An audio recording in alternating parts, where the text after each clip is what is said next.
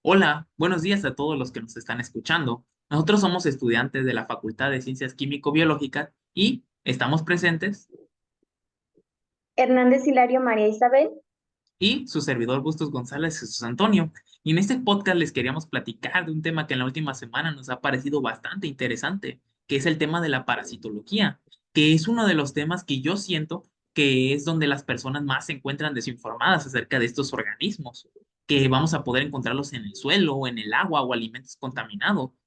Y que además algunos de estos, una vez que ingresan al organismo, pueden llegar a causar un daño muy grande en los humanos. Y sí, como mencionaste, pues mucha gente la que conocemos eh, relaciona a los parásitos solamente como simples gusanos que podemos encontrar o tener en el intestino o en el colon, pero no es así, Jesús. Podemos encontrar una gran cantidad de parásitos de diferentes tamaños, formas, especies, y de hecho estos organismos tendrán clasificaciones como cómo serán clasificados como protozoarios y helmintos, en donde dentro de los helmintos tenemos otra clasificación de nemátodos, tremátodos y céstodos. Así es. Además de que es importante tomar en cuenta la diferencia entre protozoarios y helmintos, tendríamos que, por ejemplo, los protozoarios van a tener características como que estos serían unicelulares y contarían con estadios llamados quistes y trofozoitos, mientras que por otro lado, hablando de los helmintos, tendríamos que estos van a ser multicelulares y van a presentar una gran cantidad de estadios, pues según de la especie de la que estemos hablando. Pueden ser huevos, larvas, gusanos adultos, entre otros que podríamos encontrar. Además de que estos sí serían los gusanos que comúnmente pensamos las personas al momento de que mencionamos a un parásito. Por todo lo que hemos mencionado, además es muy importante saber el impacto, ¿no? Global de las enfermedades parasitarias en el mundo, ya que inciden en gran manera sobre la salud, la amenaza de vida y la productividad de millones de personas. De hecho, según la OMS, Organización Mundial de la Salud, las personas las parasitosis intestinales son consideradas como un problema de salud pública a nivel mundial, en donde los más afectados serán los niños principalmente, las personas que viajan a zonas endémicas y las que viven en países en desarrollo. Esto se ve asociado comúnmente a las condiciones inadecuadas que tienen estas personas. Y pues muy bien, ahora quiero pasar a una nueva sección que sería la de realizar una serie de preguntas. Y la primera pregunta que te tengo para ti, Química Mari, sería, dime, ¿tú cómo definirías a una parasitosis? Bueno, Jesús, yo una parasitosis la definiría como el estudio de los seres vivos que viven momentáneamente o permanentemente en una persona dentro de este organismo, así como también de las relaciones que éstas se establecen entre ellos.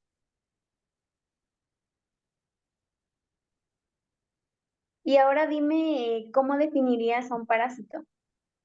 Bueno, yo lo definiría como todo ser vivo que habita, pues ya sea momentáneamente o temporalmente en una persona, además de que los vamos a poder encontrar en el interior o en la superficie del hospedero, que de este van a obtener sustancias nutritivas y un medio ambiente adecuado para que estos se puedan desarrollar. Y muy bien, otra pregunta que te tengo es, ¿podrías decirme cuáles son algunos de los parásitos que a ti te parecerían interesantes? Por supuesto, hay uno que siempre me ha llamado la atención. Este es un nemátodo, no sé si lo conozcas, Trichuris trichiura, que pertenece a la clasificación de los helmintos, por supuesto. Y ya habitualmente cuando las personas ingieren los huevos, es cuando se transmiten, ¿no? Estos huevos van a eclosionar en el intestino del gato y posteriormente los adultos van a viajar al intestino grueso, en donde aquí habitualmente estos, al haber demasiados, pueden causar una tricocefalosis, la cual es una afección causada por este parásito, en donde este se va a fijar a la mucosa intestinal y podría causar úlceras sangrantes que pues pueden conllevar una anemia. Qué curioso que lo hayas mencionado este parásito, y sí lo conozco. De hecho, justamente hace poco un familiar mío le diagnosticaron tricuriasis, que va a ser una infección causada por el parásito nemátodo tricuria que mencionaste, en el cual mi familiar tenía como signos y síntomas un dolor abdominal y ese es con moco y sangre, que esto se le conocería como disentería, que tendríamos que sus signos transcurrieron por aproximadamente unos 3 meses, pero él no comentaba pues nada por la pena. Pero al final, pues él decidió ir al hospital y de ahí le solicitaron pues una muestra de heces para que el químico pudiera realizar un coproparasitoscópico. Pero además, también le solicitaron hacer otras pruebas complementarias, como lo fue un hemograma completo. Y pues ya que el químico observó las estructuras del parásito que encontró en las muestras de heces que le proporcionó mi familiar, pues encontró que se trataba de Trichuris trichuria, que como me comentabas, es un parásito que puede llegar a causar incluso la anemia una vez que éste alcance su forma adulta, pues este gusano puede llegar a fijarse a la mucosa del intestino causando úlceras sangrantes, que va a poder conllevar a una pérdida de la sangre y además a una anemia de tipo microcítica hipocrómica. Asimismo, el médico sugirió hacerle pues una colonoscopia para saber pues la cantidad de formas adultas que presentaba en su colon, mi familiar. Con mucha pena, pues él al final aceptó y no sé, y se encontraron varias formas adultas de tripuris y le dijeron que estos pues eran los que le estaban causando la disentería y la pérdida de sangre. Pero al final pues le dieron un tratamiento con mebendazol que al cabo de unos días pues mi familiar se curó y pues ya todo estaba muchísimo mejor. Él por curiosidad, de hecho, buscó en Google cómo se observaba este parásito porque le entró una gran duda y fue una sorpresa para él al observar la forma que tenían los huevos de este parásito que le dijeron que lo encontraron en su muestra de heces. Y pues él decía que tenía como una forma similar a la de un balón de fútbol americano o la de un bolillo, que de hecho es una forma en la cual, o una palabra con la cual muchas personas o autores pues se refieren a este parásito. Órales, me parece muy interesante la historia que nos cuentas de tu familiar. Y yo hace un tiempo había realizado una investigación de este parásito y encontré una gran cantidad de información de este, como el que pertenece al grupo de los geolmintos. Bueno, estos se dice que estos son llamados así porque se contraen en contacto por el suelo, es decir, la tierra, que tenga los huevos embrionados de este parásito. Estos van a llegar ahí por medio de las defecaciones del aire y que pueden hacer algunas personas, ¿no? Los otros parásitos que conforman este grupo de geolmintos, pues van a ser las caries lumbricoides, las uncinarias como Ancylostoma duenale y Necator americanos, y también Strongyloides estercoralis, que es otro parásito que Hace un pertenece a esta momento familia. Hace un momento me habías mencionado que te parasitas por medio de los huevos embrionados. ¿Hay algún otro tipo de huevo que vayamos a poder encontrar del tricuri? Claro que sí, hay dos tipos de huevos, los inmaduros y los maduros. Que estos, los maduros, pues serían los que están embrionados y los que tienen, vaya, una larva en su interior y además que son la fase infectiva del parásito. Y la diferencia de los inmaduros es que los inmaduros no están embrionados y no tienen ninguna larva en su interior de estos huevos y estos pues no causarían ningún problema en el huésped. En este caso pues serían nosotros los humanos. Además, ¿sabías que también es un parásito que puede diseminarse a otros órganos extraintestinales y que puede causar complicaciones al humano, Jesús? Ah, sí. ¿Cómo cuáles? Cuéntame. Bueno, pues estos parásitos en su forma adulta pueden llegar al apéndice, causar apendicitis, pueden causar colitis, que es la inflamación del colon, y además pueden causar proctitis, que es la inflamación de la mucosa rectal. Pues esto me parece pues muy interesante. Y otra cosa que podría aportar a este tema del parásito tricuris es que en su forma adulta tendríamos tanto un macho como una hembra, que esta última de hecho pues es más grande que el macho, que sería una diferencia entre los dos. Y tendríamos que su boca de ambos sería su parte más delgada que encontraríamos. Y conforme va pasando su cuerpo, este sería engrosando más.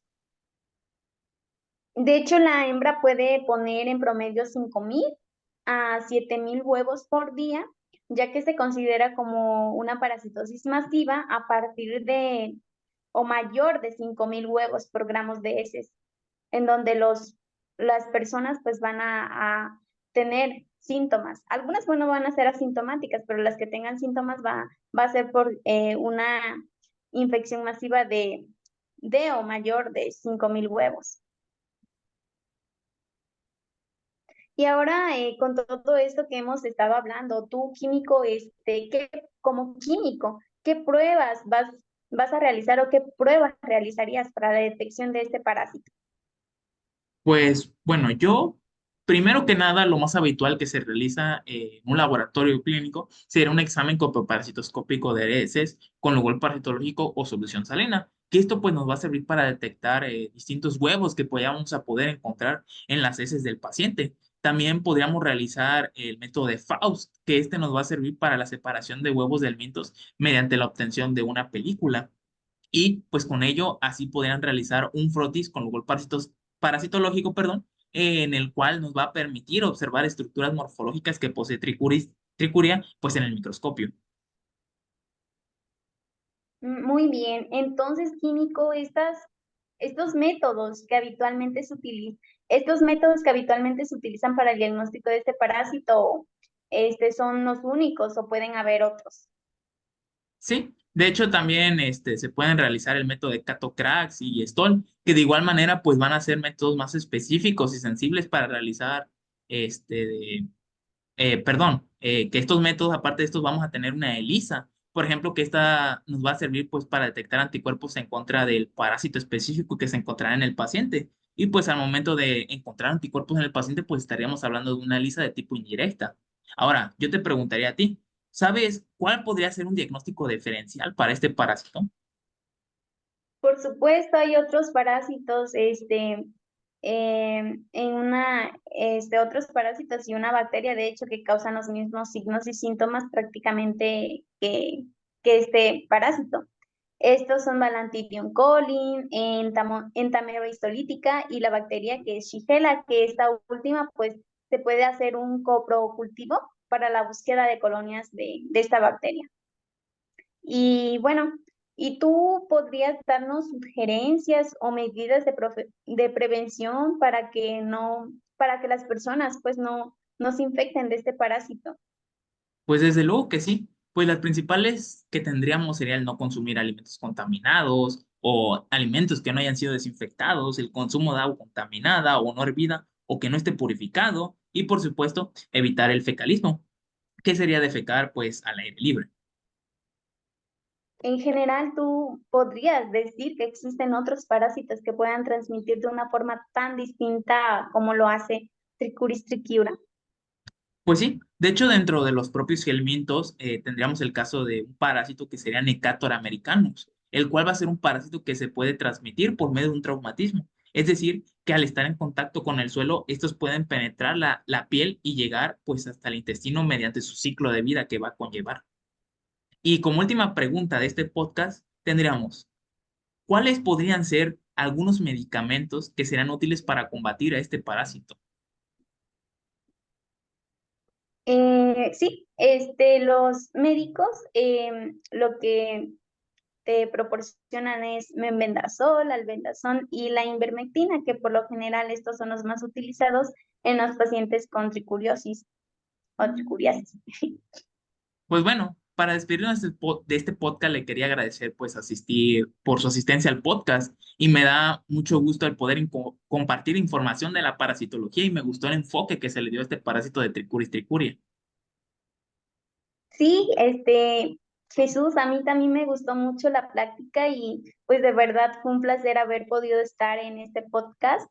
Espero que este tema le haya gustado a la gente y además haya generado alguna curiosidad acerca de qué son los parásitos y cuál es la importancia médica que estos tienen en la salud pública, así como OnStar, cuáles son las medidas profilácticas que pueden llevar a cabo para evitar una infección parasitaria. Y bueno, sin más que decir, nos despedimos y espero que hayan disfrutado del podcast y nos vemos en la siguiente. Bye. Hasta luego.